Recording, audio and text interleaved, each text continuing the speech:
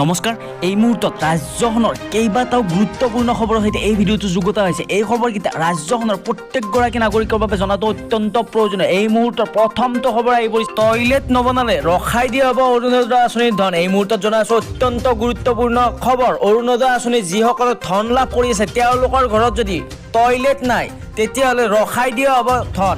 আৰু টয়লেট বনাবলৈ ইয়াত কোৱা হৈছে যে টয়লেট বনাবলৈ হিতাধিকাৰীক পোনপটীয়াকৈ প্ৰদান কৰা হ'ব টয়লেট নিৰ্মাণ কৰিবলৈ টকা। দুটা কিস্তিত প্ৰদান কৰা হ'ব টয়লেট নিৰ্মাণ কৰিবলৈ টকা। ইয়াৰ লগত লিংক কৰা হ'ব অৰুণোদয় আঁচনি। যাৰ ঘৰত টয়লেট নাই তাৰ অধিকাংশই অৰুণোদয় হিতাধিকাৰী। যদিহে টয়লেট নবনাই ৰখাই দিয়া হ'ব অৰুণোদয় আঁচনিৰ ধন।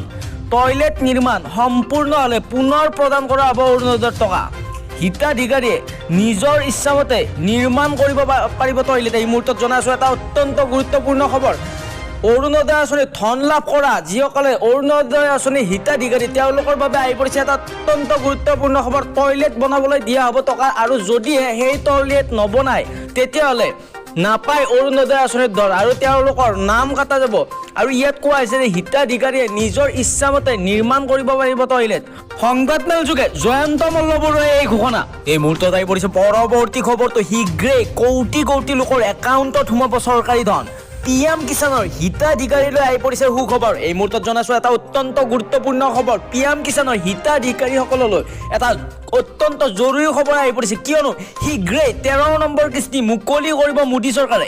আৰু আপুনি কেনেকৈ চাব আপোনাৰ নাম, ইয়াত কোৱা হৈছে যে আপোনালোকে কেনেকৈ চাব পাৰিব আপোনালোকৰ নাম।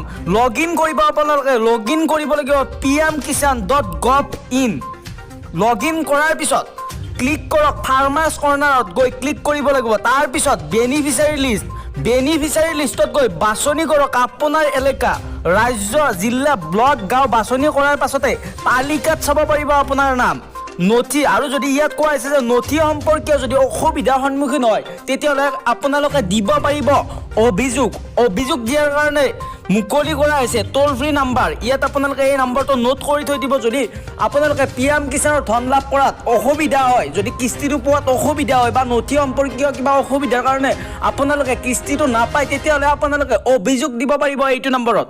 এই মুহূৰ্তত আহি পৰিছে পৰৱৰ্তী খবৰটো, ৰাজ্যৰ প্ৰায় 14,000তকৈ অধিক মাষ্টাৰ ৰোল কেজুৱেলছ কৰ্মচাৰীলৈ কেবিনেটে দিলে এই ভাল খবৰ। ৰাজ্যৰ মাষ্টাৰ ৰোল কেজুৱেলছ কৰ্মচাৰীৰ বাবে ভাল খবৰ। 3% বানচ বৃদ্ধিৰ সিদ্ধান্ত।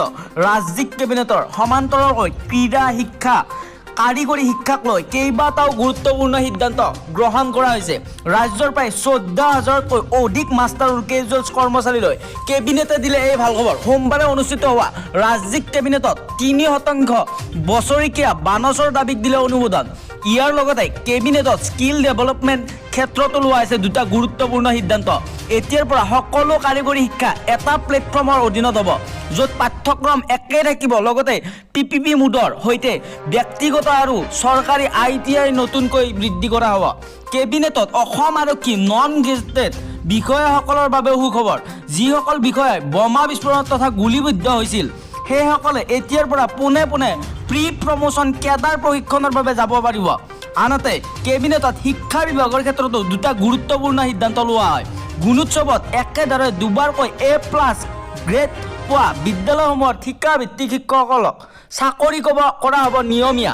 আনহাতে জৱাহৰলাল নেহৰু বিশ্ববিদ্যালয়ত শ্ৰীমন্ত শংকৰদেৱ আসন কৰা ক্ষেত্ৰত লোৱা হ'ব সিদ্ধান্ত। আজি খবৰকেইটা ইমানেই আছিল। যদি খবৰকেইটা জানি ভাল লাগিল তেতিয়াহ'লে এটা লাইক কৰি দিব আৰু এনেকুৱা খবৰবোৰ পাই থাকিবৰ বাবে চেনেলটো ছাবস্ক্ৰাইব কৰি থৈ দিব। ধন্যবাদ। জয় অসম।